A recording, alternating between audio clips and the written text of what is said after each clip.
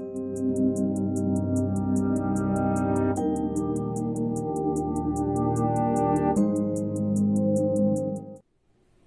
प्रदीप मिश्रा अर्थमेटिका परिवार की तरफ से आप सभी लोगों का स्वागत और अभिनंदन करता हूं। उम्मीद करता हूं आप लोग अपने घरों में होंगे, सुरक्षित होंगे तथा पूरी तरीके से लॉकडाउन का पालन कर रहे होंगे। अगर आपने मेरा वीडियो देख लिया है, पिछले वाले वीडियोस देख लिए हैं, तो हम कहना चाहेंगे उन वीडियो में रेशियो एंड प्रोपोर्शन में जो हम लोग बात कर रहे थे, उसी रेशियो एंड प्रोपोर्शन को आगे हम चालू कर रहे हैं। उसकी बेसिक कॉन्सेप्ट की जो थ्योरी थी उसकी बात कर रहे हैं। अगर आपने बेसिक कॉन्सेप्ट को देख लिया तो आपको पता चल गया होगा कि रेशियो एंड प्रोपोर्शन के क्वेश्चन जो हमारे एग्जामिनेशन होते हैं, एसएससी के क्वेश्चन में पेपर में देखिए, अगर 50 क्वेश्चन का बंच आया है तो हम आपसे जरूर कहेंगे उस पर आप चेक करके देखिए तो आपको 3 से 4 क्वेश्चन आपको रेशियो एंड प्रोपोर्शन के मिल जाते हैं। इसी प्रकार अगर हम सीजीएल प्री की बात करें तो ये क्वेश्चन 50 में 5 से 7 के रूप में आ जाते हैं, लेकिन मेंस में इनकी बहुत बड़ी भूमिका हो जाती है। मेन में बहुत ज्यादा ये क्वेश्चन आ जाते हैं, तो यहां पे हम आपसे जरूर चाहेंगे कि इस जगह रेशियो एंड प्रोपोर्शन को देखिए। और दूसरी चीज हम आपको ये बता दें कि जैसे आप चैप्टर को चालू करोगे इस चैप्टर को, तो आपको बात समझ में आएगी, इसको यूटिलाइजेशन इस प्रॉब्लम में भी लगता है। अगर आपने इस चैप्टर को पढ़ लिया तो इस प्रॉब्लम वाले क्वेश्चन क्या होंगे आपको लग जाएंगे। अगर आपने इस चैप्टर को पढ़ लिया तो मिश्रण वाला चैप्टर जब आपने पढ़ा होगा तो मिश्रण चैप्टर में भी यही कॉन्सेप्ट क्या करेगा, काम करेगा। जैसे ही आप इसको पढ़ेंगे तो आपको पता चलेगा पार्टनरशिप वाले जब चैप्टर उठाएंगे तो रेशियो एंड प्रोपोर्शन के ऊपर क्या होगा, वह काम करेगा। मेंसुरेशन के जो क्वेश्चन आएंगे वो भी क्या होंगे, इसी में आएंगे। प्रतिशत वाला चैप्टर की बात करें तो ये भी क्या होगा, इसी में आएगा। तो इसका मतलब है अगर हम इस टॉपिक को महीने भर भी चलाएं, महीने भर कॉन्टिन्यूस में चलाएं तो भी टॉपिक कवर होने वाला नहीं है। लेकिन एग्जाम की दृष्टि से देखें तो हम इसको क्या होता है, सीमित करने की कोशिश करते हैं कि कैसे हम सीमित करें। इसलिए यहाँ पे एक कोशिश है। अब यहाँ पे थोड़ी सी डिस्कशन करते हैं। इस चैप्टर के डिस्कशन के रूप में हमने जो डिस्कशन दिया, चैप्टर की थ्योरी की बात करेंगे। पहले हम थ्योरी से शुरुआत करेंगे, थोड़ा कॉन्सेप्ट की बात करेंगे, आपसे बात करेंगे और आपसे जरूर कहना चाहेंगे, अगर उम्मीद करते हैं कि आपने मेरा अर्थमेटिका का जो चैनल है इसको क्या किया होगा, इसको सब्सक्राइब कर दिया होगा। अब देखिए, जब मैं कह रहा हूं मेरा चैनल तो हम मैं की बात कर रहा हूं, और जबकि हम ये कहना चाहिए था, हमको ये बोलना चाहिए था अर्थमेटिका परिवार हमारा चैनल। हमारे चैनल को आप लोगों ने क्या किया होगा, आपने सब्सक्राइब कर लिया होगा। अगर सब्सक्राइब नहीं किया है तो सब्सक्राइब कर लीजिए और बेल आइकन को दबाना मत भूलिए। जो लोग हमको फेसबुक में फॉलो कर रहे हैं वो लोग मेरे ऑफिशियल पेज अर्थमेटिका प्रदीप एकेडमी को फॉलो करें, और जो लोग व्हाट्सएप से हमसे जुड़े हुए हैं वो प्रदीप एकेडमी को फॉलो करते हुए कर देखिए। और इस पे हम यहाँ पे चैप्टर की बात करें, इस थ्योरी की बात करें, थ्योरी को देखते हैं। थ्योरी देखिए क्या है। अगर मान लीजिए एक क्लास में, हमारे इस जगह क्लास में जितने लोग बैठे हो, आप लोग बैठे हुए हो, अब जब देखिए जब आप लोग बैठे हो तो क्या हम कोई क्वेश्चन अगर देते हैं तो कुछ लोग क्या करेंगे, जल्दी करेंगे, और कुछ क्या करेंगे, आंसर को देर में देंगे। कुछ आंसर देर में देंगे और कुछ क्या करेंगे, जल्दी देंगे। तो अब हम आपसे पूछेंगे, जिन्होंने आंसर दिया है, जल्दी आंसर दिया है, जिनका आंसर जल्दी दिया है तो उनकी कैपेसिटी क्या होगी। जिन्होंने जल्दी आंसर दिया उनकी कैपेसिटी क्या है, काम करने की कैपेसिटी ज्यादा अच्छी है, और जिन्होंने देर से आंसर, उनकी कैपेसिटी क्या होगी, देर से।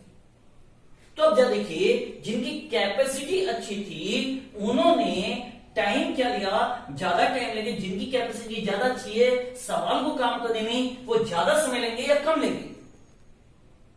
यस, देखिए क्वेश्चन क्या है, अगर कोई व्यक्ति काम कर रहा है और उसकी कैपेसिटी अच्छी है तो काम करने में ज्यादा समय लेंगे या कम लेंगे। तो आप वो तुरंत जवाब देते हो कि देखिए सर, इसकी कैपेसिटी अच्छी है तो ये इसको जल्दी समझ में आ जाएगा, तो ये जल्दी काम कर लेगा। ठीक है, आपने बहुत अच्छा आंसर दिया। और जब इसकी कैपेसिटी अच्छी नहीं है, हो सकता है इसको पहली बार में समझ में आए, दूसरी बार में समझ में आए, तीसरी बार में समझ में आए, तो वो क्या करेगा, इस वीडियो को देखते हुए वो 3 बार वीडियो देखेगा और तब उसकी समझ में आएगा। तो इसका समय क्या हो गया, ज्यादा। कैपेसिटी के साथ ये क्या हो गया, कैपेसिटी कम तो समय ज्यादा, कैपेसिटी ज्यादा तो दिन क्या लगेगा, कम लगेगा। बात समझ आ रही है। तो इसने बताया कि कैपेसिटी डेज के इनवर्सली प्रोपोर्शनल होती है। मतलब अगर कैपेसिटी ऊपर लिखी किसी व्यक्ति की और तो डेज क्या लिखेंगे, नीचे लिखेंगे, और इसको लिखने का तरीका होता है, इसको C1 D1 बराबर हो जाएगा C2 D2। C1 D1 बराबर क्या होगा, C2 D2 के बराबर हो जाएगा, और ये कॉन्सेप्ट हम क्या करेंगे, यूज करते हैं। क्लियर? अगर आपको समझ में आ गया हो तो हम इस क्वेश्चन को इसकी थ्योरी के रूप में क्वेश्चन की बात कर रहे हैं, और इस क्वेश्चन को हमको पढ़ाने चालू करते हैं। तो देखिए अब हम नेक्स्ट क्वेश्चन, हम जो नहीं है क्वेश्चन की तरफ बढ़ रहे हैं। देखिए जो हमने कॉन्सेप्ट बताया था उसके यूटिलाइजेशन की बात करते हैं। देखिए क्वेश्चन आपके स्क्रीन में आ गया, और इसको हम पढ़ के पहले सुना दे रहे हैं। A can do a piece of work in 12 days. B is 60% more efficient than A. Find the number of days it takes B to do the same piece of work. देखिए इस पे क्वेश्चन क्या कर रहा है, A किसी काम को 12 दिन में कर सकता है, B की इफिशिएंसी 60% ज्यादा है ए की तुलना में, तो बताइए बी उसी वर्क को कितने दिन में पूरा करेगा। समझ में आ गया? देखिए यहां पे क्वेश्चन है, तो हम लोगों ने कॉन्सेप्ट पढ़ा था C1 D1 बराबर C2 D2, C1 D1 बराबर C2 D2 पढ़ा था। अब देखिए यहां पे ए की बात करेंगे और यहां पे बी की बात करेंगे। ए किसी काम को 12 दिन में कर सकता है, और बी की इफिशिएंसी ज्यादा है। बी की इफिशिएंसी क्या है, ज्यादा है, किससे ज्यादा है, ए से। ए से ज्यादा है। परसेंटेज का मतलब है क्या है कि परसेंटेज मतलब होता है 100 से कितना है, 60% ज्यादा है। तो जब ये ए को 100 मानेंगे तो बी की क्या है, ए से 60% ज्यादा है, मतलब क्या होगा 160। क्लियर? 60% ज्यादा है, तो यहां पे इसका मतलब जब ए की कैपेसिटी 100 है तो बी की कैपेसिटी कितनी है, 160 है। इफिशिएंसी की बात करें, कैपेसिटी की बात करें, ये 100 है और ये 160 है, तो बताइए डी अकेला उस काम को कितने में करेगा, ये क्वेश्चन समझ में आ रही है। यहाँ पे ये इफिशिएंसी किसकी है, ये बी की है, और ये ए की इफिशिएंसी है। ए की इफिशिएंसी 100 है और बी की 160 है। अब देखिए बी की इफिशिएंसी क्या है, ज्यादा है, तो इसको दिन क्या लगेंगे, कम लगेंगे, और इसको दिन क्या लगेंगे, ज्यादा लगते हैं।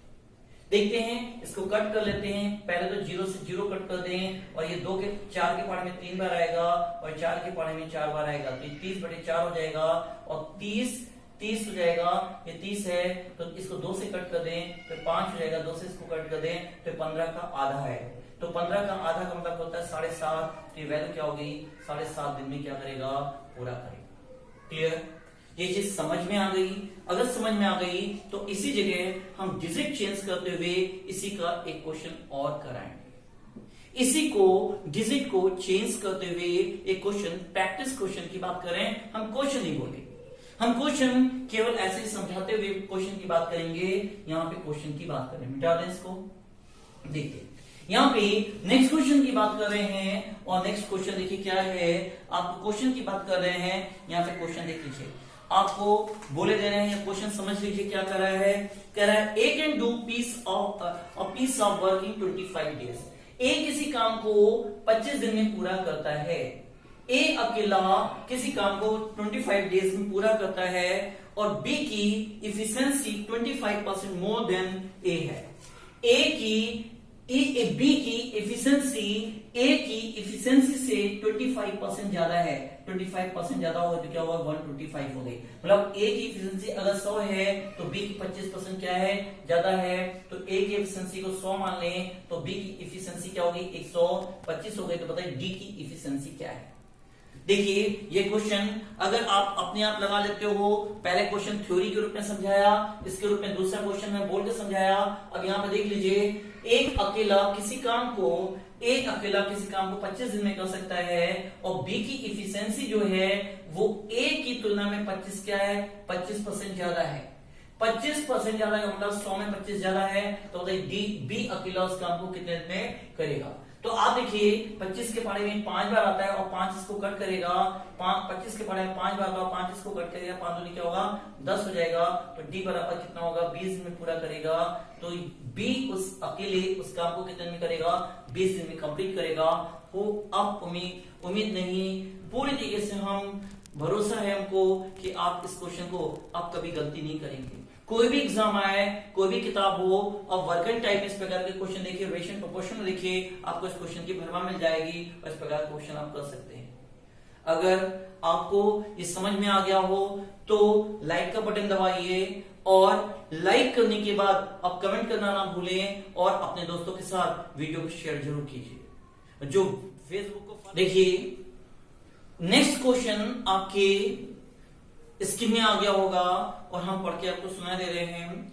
In 40 litres mixture of milk and water the ratio of milk and water is 3:1।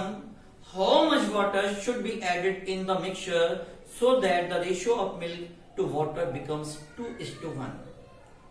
देखिए इस क्वेश्चन की बात करें, इसमें कह रहा है 40 लीटर दूध और पानी के मिश्रण में दूध और पानी 3 और 1 के अनुपात में है। इसमें कितना पानी और मिलाया जाए कि नए मिक्सचर में दूध और पानी का अनुपात 2:1 हो जाए, 2:1 हो जाए। देखिए क्वेश्चन आप सभी लोगों को मालूम है, इस क्वेश्चन को सॉल्व करने में आपको टाइम लगता था, लेकिन अगर आप मेरे कॉन्सेप्ट के हिसाब से करें और क्वेश्चन को जब समझ लें तो आपको हम यकीन दिला रहे हैं ये क्वेश्चन आपके का क्वेश्चन ओरल हो सकता है और बिल्कुल आपको सॉल्व करने की जरूरत नहीं पड़ेगी, केवल समझने की जरूरत है।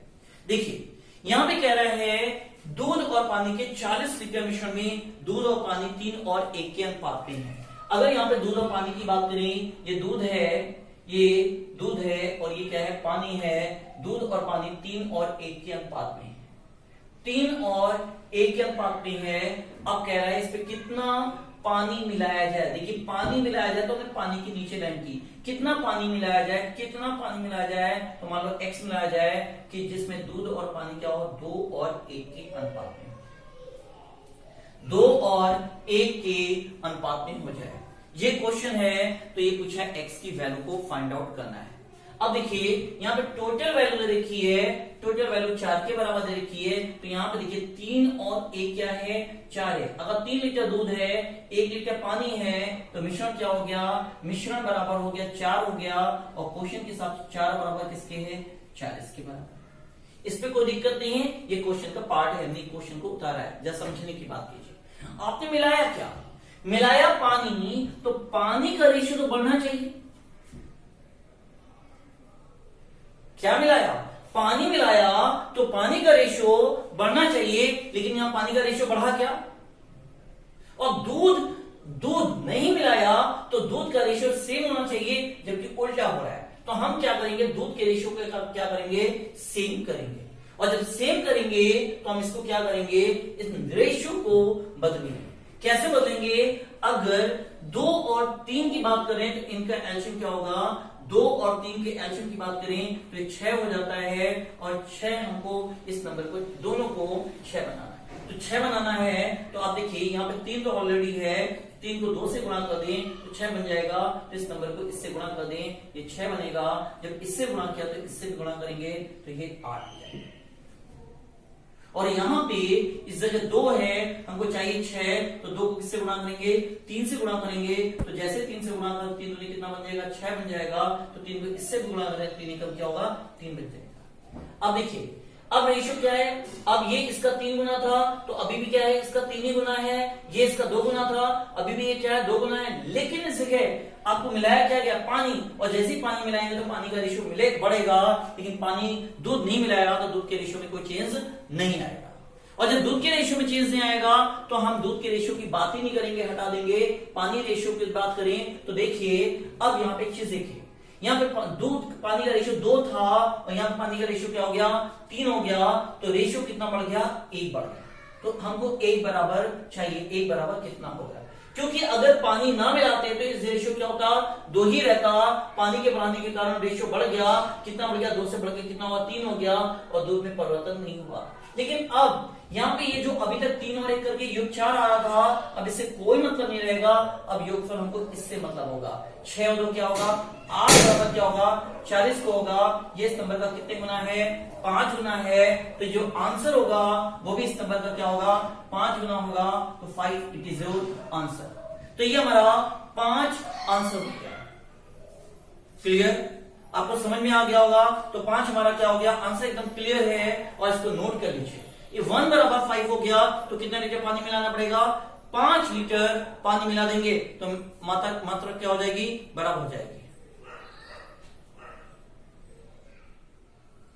देखिए ये जो क्वेश्चन अभी हमने लगाया था, इस क्वेश्चन को जरा समझिएगा। दूध और पानी में 3 और 1 का अनुपात है। 3 और 1 का अनुपात है। इस पे कह रहा है कितना पानी और मिलाया जाए कि नए मिक्सचर में दूध और पानी 2 और 1 के अनुपात में हो जाए। और देखा है कुल दूध और पानी के मिश्रण की जो मात्रा है वो किसके बराबर है, 40 के बराबर है। ये क्वेश्चन देखिए, अभी हमने बताया था कि आप इसको इससे गुणा करेंगे। यहाँ पे दूध की पानी की मात्रा में परिवर्तन होना चाहिए और दूध की मात्रा में परिवर्तन नहीं होना चाहिए। लेकिन हो रहा है यहाँ पे उल्टा हो रहा था कि इसके रूप में दूध पानी की मात्रा में परिवर्तन हो रहा है, पानी की मात्रा में परिवर्तन नहीं हो रहा है, दूध की मात्रा में परिवर्तन हो रहा है। तो पहले हम इसका सोल्यूशन बता देते थे। अब देखिए, अब इस थ्योरी की बात नहीं करेंगे, अब इस कॉन्सेप्ट की बात करें। अगर ये 1 और 1 का रेशियो है और इनमें से ये वैल्यूज अगर आ जाती है, इस प्रकार 3 और 2 है या 3 और 4 हो जाए, 5 और 6 के रूप में आ जाए, तो इस प्रकार के कॉन्सेप्ट कैसे करेंगे। जो थ्योरी काम करती है, पहले थ्योरी के रूप में हमने आपको बता दिया। देखिए क्या करेंगे, हम इन दोनों को जोड़ेंगे।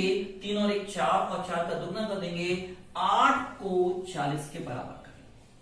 8 को 40 के बराबर करेंगे और इन दोनों में कितने का अंतर आ रहा है, 1 का अंतर आ रहा है। तो 1 बराबर लिखेंगे। ये इस नंबर का 5 गुना है तो ये भी इसका क्या होगा, 5 गुना होगा। तो इसका मतलब है हमको कितना पानी मिलाना पड़ेगा, 5 लीटर पानी मिलाना पड़ेगा। क्लियर। अब इसी क्वेश्चन की दूसरी थ्योरी, पहली थ्योरी जब यहाँ पे 1 होगा और यहाँ पे 1 का डिफरेंस होगा तब के लिए थ्योरी बोली है, इस पे लगा दीजिए। और फिर दूसरी थ्योरी की बात कर रहे हैं। दूसरी थ्योरी, इसके भी 2 कॉन्सेप्ट हम देंगे, दोनों कॉन्सेप्ट हम बताएंगे जिसमें आपको समझ में आ जाए, क्योंकि हम यहाँ पे क्वेश्चन की बात करें। ये क्या है, किसी दूध और पानी, ये क्या है, किसी मिक्सचर में दूध और पानी A और B के अनुपात में है और यहाँ पे A प्लस B की वैल्यू गिवन है। ये गिवन है, यहाँ पे गिवन है। अब ये क्या हो जाए, इनवर्स हो जाए।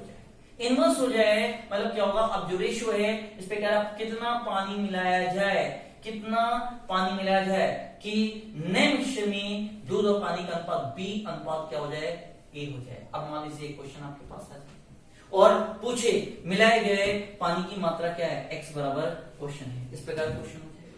ये रिवर्स हो गया तो ध्यान रखना, जो टोटल मात्रा है, ये जो टोटल मात्रा जो गिवन आपकी है, जो इस ये है, ये कैसे निकलती है, तो इस प्रकार के क्वेश्चन में इसको इन दोनों के योग से गुणा करते हैं। इसको इन दोनों के योग से गुणा करते हैं, ध्यान रखना। तो हम क्या करेंगे, यहाँ पे B और A है तो B को A प्लस B से मल्टीप्लाई करेंगे, टोटल मात्रा को शो करेगा और इन दोनों का जो स्क्वायर का जो डिफरेंस होगा, A square minus B square, ये हमारी रिक्वायर्ड मात्रा होगी, पानी की मात्रा।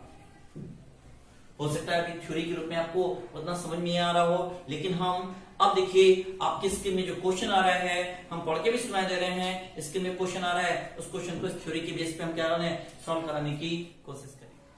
देखिए क्वेश्चन में है, इन 30 litres mixture of milk and water the ratio of milk and water is 7:3. Find the quantity of water to be added in the mixture in order to make this ratio 3:7. 30 litre दूध और पानी के मिश्रण में दूध और पानी का रेशियो 7:3 है। इसमें कितना पानी और मिलाया जाए कि नए मिश्रण में दूध और पानी का अनुपात 3:7 हो जाए। देखिए ये क्वेश्चन को सॉल्व करने के तरीके की बात करें, थ्योरी बता चुके हैं। पहले मिश्रण में 7 और 3 का अनुपात है और जब इसमें पानी मिला देते हैं तो ये अनुपात 3 और 7 के रूप में हो जाता है। तो ये पूछा गया कितने लीटर पानी मिलाया गया, कितने लीटर पानी मिलाया गया। पहले हम यहाँ पे पहले बेसिक कॉन्सेप्ट की बात करेंगे, पहले बेसिक कॉन्सेप्ट बताएंगे और फिर हमने जो थ्योरी बताई थी उसके रूप में क्वेश्चन को सॉल्व करेंगे। क्लियर। देखिए यहां पे पहले क्या करेंगे, यहां पे पानी मिला रहे हैं तो पानी की मात्रा चेंज हो सकती है और चेंज दे रखी, लेकिन दूध की मात्रा सेम होनी चाहिए जो कि सेम नहीं है। तो हम इस रेशियो को इन दोनों से गुणा करेंगे और इस रेशियो को इससे गुणा करेंगे, तो इनसे जैसे गुणा करेंगे तो मिल्क की मात्रा क्या होगी, सेम आ जाएगी। मिल्क की मात्रा सेम आ जाएगी। इसी के रूप में हम डिपेंड क्वेश्चन की बात करें, पहले कॉन्सेप्ट की बात करें, 3 से इसको गुणा करेंगे तो 3 सत्ते क्या होगा 21 हो जाएगा। 3 का इससे गुणा करेंगे तो 3 क्या होगा 9 हो जाएगा। तो अब अनुपात 7 और 3 का जो अनुपात था वो 9 और 3 का अनुपात में कोई परिवर्तन नहीं हुआ, बस डिजिट में चेंज है। लेकिन इसको किससे गुणा करेंगे, इसको 7 से गुणा करेंगे तो 7 को 3 से गुणा करेंगे तो 21 हो जाएगा और 7 को 7 से गुणा करेंगे तो क्या होगा 49 हो जाएगा, ये 49। अब देखिए यहां पे आपको क्या कह रहा है, ये 21 हो गया। अब कह रहा है कि टोटल जो मात्रा वो 30 लीटर थी, इसके रूप में दूध की मात्रा 21 हो गई, पानी की मात्रा 9 हो गई, तो टोटल मात्रा क्या हो गई 30 हो गई। और अकॉर्डिंग क्वेश्चन भी क्या है 30 के बराबर है, 30 के बराबर है। अब देखिए पहले पानी की का जो रेशियो तो 9 था, अब कितना होगा 49 हो गया। कितने की गैपिंग हुई 40 की गैपिंग हुई, तो 40 बराबर चाहिए। 30 बराबर 30 है तो 40 बराबर क्या होगा 40 के बराबर होगा। What is your answer. ये पहला हमारा तरीका समझ में आ गया। अब इसी क्वेश्चन को करने के लिए दूसरे मेथड की बात करें, जो हम इसको चेंज करते हैं, ये चेंज करने की जरूरत नहीं पड़ेगी, ये सेकंड मेथड की बात कर रहे हैं। क्वेश्चन में देख लीजिए सेकंड मेथड की बात करें, अब आपको मल्टीप्लाई करने की जरूरत नहीं है। अब क्वेश्चन को एक बार फिर से देख रहे हैं और क्वेश्चन को सेकंड मेथड की बात करें। सेकेंड मेथड की बात करें तो सेकेंड मेथड देखिए क्या है, एक 30 लीटर दूध और पानी के मिश्रण में दूध और पानी 7 और 3 के अनुपात में है। इस पे कितना पानी और मिलाया जाए कि नए मिश्रण में दूध और पानी 3 और 7 के अनुपात में हो जाएगा। 7 और 3 और 7 के अनुपात में हो जाएगा। ये आपका क्वेश्चन है। अगर आपको समझ में आ रही है तो एक क्वेश्चन को देखिए। अब इसके शॉर्टकट में क्या हो जाएगा कि टोटल जो मात्रा है इस प्रकार जब रिवर्स हो जाता है रेशियो, तब क्या होता है इस प्रकार मिक्सचर वाले क्वेश्चन में हम टोटल मात्रा को निकालने के लिए इन दोनों को जोड़ते हैं और इससे गुणा करते हैं। तो 7 3 10 10 में क्या होगा 30 बराबर किसके होगा 30 बराबर क्या होगा 30 के। टोटल मात्रा क्वेश्चन इसके हिसाब से 30 मात्रा ये है, इन क्वेश्चन के हिसाब से 30 मात्रा क्या है 30 के बराबर है। ये 30 मात्रा आपके क्वेश्चन में दे रखी है और ये 30 मात्रा आपने कैसे निकाली, इन दोनों को जोड़ा इससे गुणा। क्लियर। अब यहां पे आपको दूध की मात्रा चाहिए तो हम इनका स्क्वायर करें। 7 का स्क्वायर क्या होगा 49 और 3 का स्क्वायर क्या होगा 9। 49 और 9 का अंतर क्या होगा 40। तो 40 किसके बराबर होगा, तो 30 के बराबर है तो 40 क्या होगा 40 के बराबर होगा। ये आंसर होगा। क्लियर। अब इस पे आपको कोई गुणा नहीं करना पड़ा, इस पे सीधे सीधे क्या करना पड़ा आंसर लिखना पड़ा। उम्मीद कर रहे हैं आपको एक पूरी तरीके से समझ में आ गया होगा। अब हम नेक्स्ट क्वेश्चन की बात करें और नेक्स्ट क्वेश्चन की तरफ बढ़ते हैं। देखिए नेक्स्ट क्वेश्चन आपके स्क्रीन में आ गया होगा। क्वेश्चन देखिए क्या है, a mixture contains milk and water in the ratio of 3:2। If 4 litre of water is added to the mixture, milk and water in the mixture become equal. Find the quantities of milk and water in the mixture. देखिए दूध और पानी के मिश्रण में दूध और पानी तीनों 2 के अनुपात में है।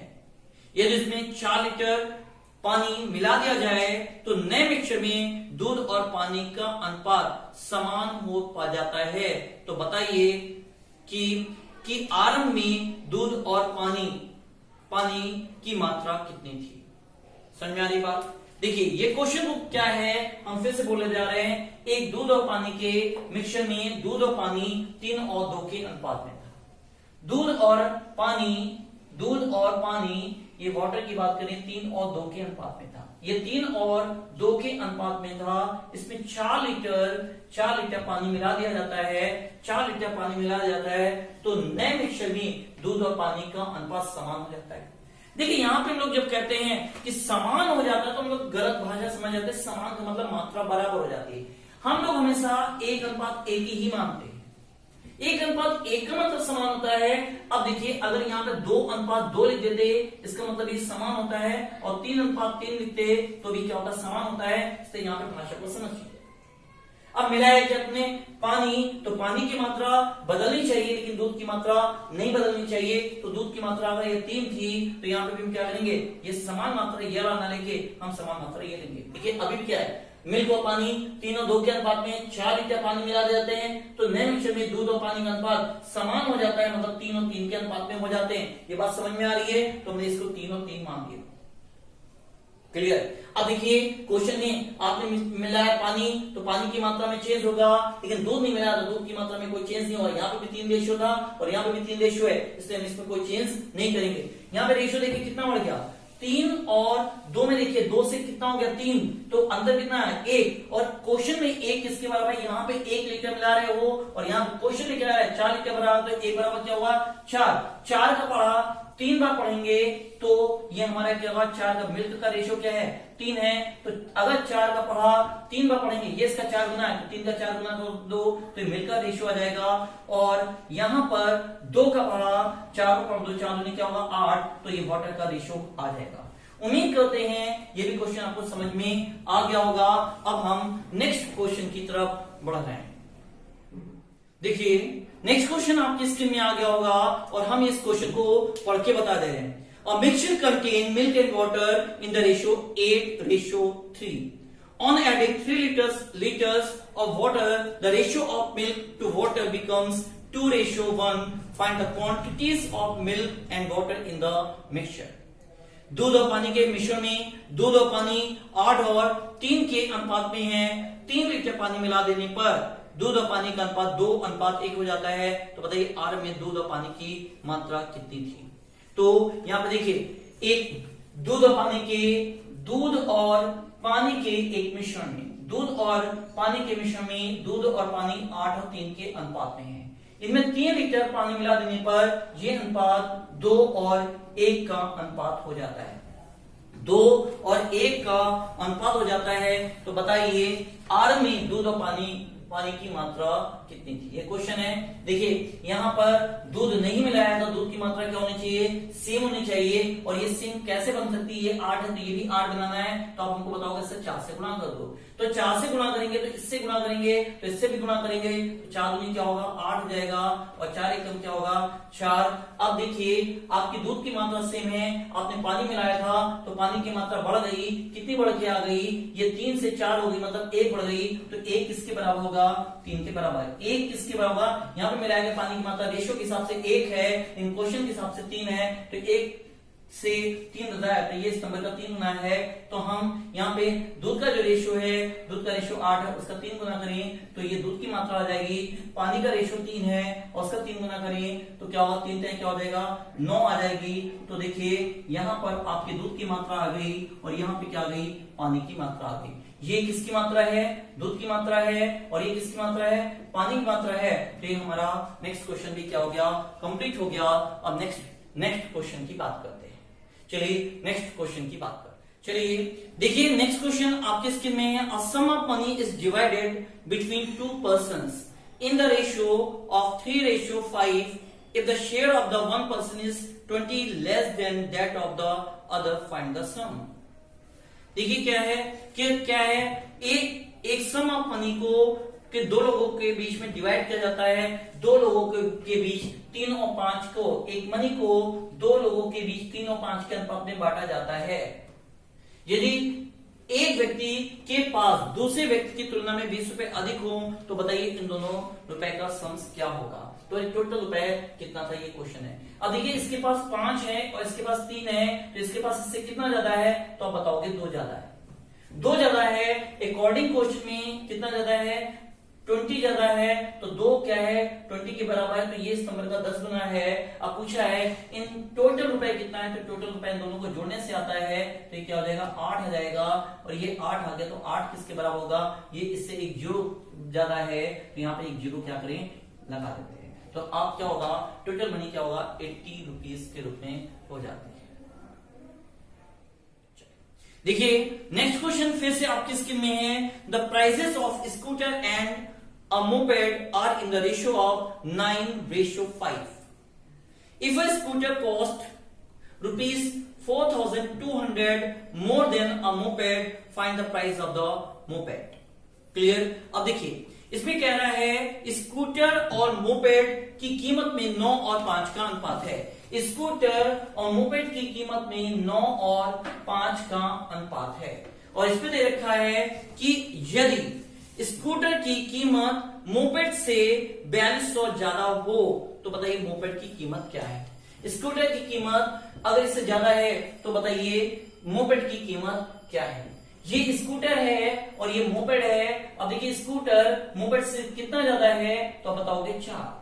क्वेश्चन 4 ज्यादा है तो 4 किसके बराबर होगा? 4 क्वेश्चन में आपको दे रखा है 4200 के बराबर दे रखा है। ये 4200 के बराबर दे रखा है। मोपेड की कॉस्ट चाहिए तो ये बराबर चाहिए। अगर ये नंबर देखिए तो 4 के पारे में एक बार आएगा, 4 एकम 4 आएगा और 4 पंचे 20 है, मतलब भाग ये इस नंबर का 105 गुने से 1 जीरो ज्यादा है तो ये भी इस नंबर का क्या होगा 105 गुने से 5 जीरो क्या होगा ज्यादा। 5 क्या होगा 5 एकम 5, 5 25 और 1 जीरो ज्यादा करें तो 5250 हमारा क्या होगा आंसर हो जाता है। अब हम नेक्स्ट क्वेश्चन की बात करते हैं। देखिए अब नेक्स्ट क्वेश्चन बढ़ने से पहले अगर आप मेरे वीडियो को बढ़ने से पहले हम आपसे बोलना चाहें, अगर आप वीडियो देख रहे हैं और आपको वीडियो अच्छी लग रही है तो लाइक का बटन जरूर दबाएं, और लाइक के बटन दबाने के बाद आप इस वीडियो को अपने दोस्तों के साथ शेयर करना ना भूलें और उस पर कमेंट जरूर करें। कमेंट करके हमको बताइए ये वीडियो आपको क्यों अच्छी लग रही है। और दूसरी चीज, अगर आप सीरियसली पढ़ाई करना चाह रहे हैं और मेरे साथ जुड़ना चाह रहे हैं तो आपको इन क्वेश्चनों की पीडीएफ आपको मिल जाएगी और बहुत आसानी से ये पीडीएफ आपको उपलब्ध हो जाएगी। अगर आप फेसबुक पे चाहते हैं तो हमारे पेज को फॉलो करें, और अगर व्हाट्सएप में जाते हैं तो व्हाट्सएप ग्रुप को हमारे ज्वाइन करें, और दोनों ही में आपको पीडीएफ मिल जाएगी। दोनों का डिस्क्रिप्शन नीचे वीडियो में दे रखे हैं। चलिए नेक्स्ट क्वेश्चन की बात करें, और नेक्स्ट क्वेश्चन देखिए क्या है। इसको हम थ्योरी के रूप में आपको समझाना चाह रहे हैं, या समझिए। यहाँ पे थ्योरी के रूप में देखिए क्या दे रखा है, इस जगह थ्योरी को जरा समझ के देखिए। अगर यहाँ पे 2 डायमेंशन फिगर है, 2 डायमेंशन फिगर, जब भी 2 डायमेंशन फिगर है मतलब मान लो ये एक्स एक्सिस है और ये क्या है वाई एक्सिस है, और ये 2 डायमेंशन फिगर है, ये मान लीजिए एक्स है और ये क्या है वाई एक्सिस है, और ये 2 डायमेंशन फिगर में कभी भी इनको हम साइड करते हैं, क्या बोलते हैं साइड। अगर कभी भी साइड या किसी भी डायमेंशन की बात करें, सेम डायमेंशन की बात करें और सेम डायमेंशन में अगर जो भी रेशियो मान लीजिए ए और बी का रेशियो है तो उसका जो एरिया होगा, एरिया में जो रेशियो होगा वो ए रेशियो क्या होगा बी हो जाएगा। इसी जगह यहीं पर एक बात और ध्यान रखिएगा, अगर ये 2 डायमेंशन की जगह 3 डायमेंशन होनी चाहिए, मतलब एक्स वाई और जेड हो जाता।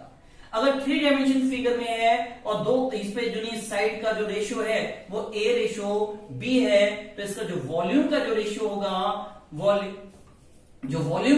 होगा वो ए क्यूब रेशियो बी क्यूब के बराबर हो जाता है। इसी को डिपेंड क्वेश्चन दे रहे हैं। देखिए एग्जांपल हम इसके 3 एग्जांपल दे रहे हैं, लेकिन एक बात ध्यान रखिएगा क्वेश्चन केवल सिंपल सी थ्योरी है। 3 एग्जांपल हम इसलिए दे रहे हैं क्योंकि आपको समझ में आ जाए कि किस प्रकार क्वेश्चन पूछे जाते हैं, आप गलती ना कर सके। तो देखिए अब यहाँ पे नेक्स्ट क्वेश्चन आपके स्क्रीन में, देखिए नेक्स्ट क्वेश्चन आपकी स्क्रीन में आ गया होगा। लिखा है the side of a hexagon are enlarged by 3 times, find the ratio of the area of new and old hexagon. एक हेक्सागोन की साइड को 3 गुना कर दिया जाता है तो नए और पुराने हेक्सागोन में की एरिया में क्या अनुपात होगा, ये क्वेश्चन है। मान लीजिए ये इसकी साइड में ये 1 थी, इसको 3 गुना कर दिया तो ये साइड हो गई, तो हेक्सागोन की साइड में क्या रेशियो हो गया साइड में। देखिए हेक्सागोन की साइड में 3 और 1 का अनुपात हो गया। अब इनके एरिया का अनुपात चाहिए, तो अभी आप थ्योरी लगा सकते हो। अभी मैं बोला कि इनका स्क्वायर कर दें तो 3 का स्क्वायर 9 हो जाएगा और 1 का स्क्वायर 1 हो जाएगा, तो न्यू और ओल्ड में 9 और 1 का अनुपात हो जाता है। अब ये बात समझ में आ गई। नेक्स्ट क्वेश्चन की बात करें। नेक्स्ट क्वेश्चन देखिए, अगला क्वेश्चन इसी के डिपेंड है और हम फिर से कह रहे हैं क्वेश्चन इसलिए करा रहे हैं क्योंकि ये क्वेश्चन को थ्योरी के रूप में एक ही क्वेश्चन है, 3 क्वेश्चन इसलिए क्वेश्चन पूछने का ढंग आप समझ सकें। देखा है, the ratio of the diagonals of 2 square is 2:1। Find the ratio of their areas. दो स्क्वायर की साइड में के डायगोनल में 2 और 1 का अनुपात है। दो स्क्वायर हैं, एक स्क्वायर ये है और एक स्क्वायर ये है, इनके जो डायगोनल है इनमें 2 और 1 का अनुपात है। अब ये चीज हमने आपसे बोली थी कि जो करस्पॉन्डिंग साइड है वो साइड ही कहलाती है, ये 1 है और ये क्या है 2 है। इनमें 2 और 1 का अनुपात है, तो बताइए इनके एरिया में क्या अनुपात होगा। तो एरिया का अनुपात चाहिए तो केवल इसका क्या करेंगे, एरिया निकालना, तो इसका स्क्वायर करेंगे, 2 का स्क्वायर 4 होगा और 1 का स्क्वायर क्या होगा 1 हो जाएगा, तो 4:1 के रूप में हो जाता है। देखिए अब यहाँ पे मान लीजिए ये रेडियस के रूप में आ जाता है, ये सर्किल है और ये सर्किल की ये क्या कहलाती है, रेडियस कहलाती है, और ये क्या सर्कमफ्रेंस कहलाता है और ये क्या कहलाता है, डायमीटर्स कहलाता है। देखिए यहां से यहां तक की क्या कहलाएगी, रेडियस कहलाएगी, यहां से यहां तक यह सर्कमफ्रेंस कहलाएगी और ये डायमीटर दे रखा है। अगर यहाँ पे सर्कल से संबंधित कोई क्वेश्चन आ जाए या सर्कल से संबंधित जो क्वेश्चन है उसकी बात करें, अब ये रेडियस बढ़ा है, डायगोनल बढ़ा है या सर्कमफ्रेंस बढ़ा है, कोई भी चीज बढ़ाता है तो इसका जो रेडियस का जो रेशियो है या डायगोनल का रेशियो है या कोरस्पॉन्डिंग जो सर्कमफ्रेंस का रेशियो है, तो एरिया का रेशियो क्या होगा, उसके स्क्वायर के स्क्वायर से निकलेगा। समझ आ रही बात। तो अब क्वेश्चन के माध्यम से इस क्वेश्चन को हम देखते हैं और ये क्वेश्चन यहाँ पे देखिए क्या है, इस क्वेश्चन को हम पढ़ रहे हैं। क्वेश्चन को पढ़ रहे हैं, क्वेश्चन क्या है, इसमें लिखा हुआ है the ratio of the radius of 2 circle is 3:4। The ratio of the radius of 2 circle is 3:4. Find the ratio of their areas. दो सर्किल की रेडियस में 3 और 4 का अनुपात है, तो बताइए उनके एरिया में क्या अनुपात होगा। तो एरिया को बात करें तो हमेशा स्क्वायर होगा, 3 का स्क्वायर 9 और 4 का स्क्वायर क्या होगा 16 होगा, तो इनमें रेशियो हो जाएगा 9 और 16 के अनुपात में हो जाता है। अब आ जाते हैं नेक्स्ट क्वेश्चन की बात करें और नेक्स्ट क्वेश्चन की तरफ हम बढ़ते हैं। देखिए नेक्स्ट क्वेश्चन आपकी स्क्रीन में आ गया होगा।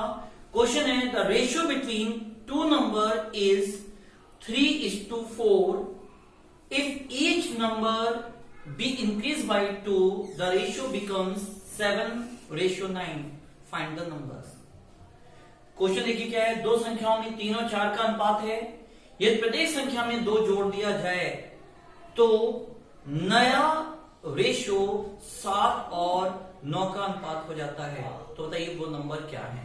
देखिए क्या है, दो संख्याओं में कितने का अनुपात है, 3 और 4 का अनुपात है। 3 और 4 का अनुपात है। प्रत्येक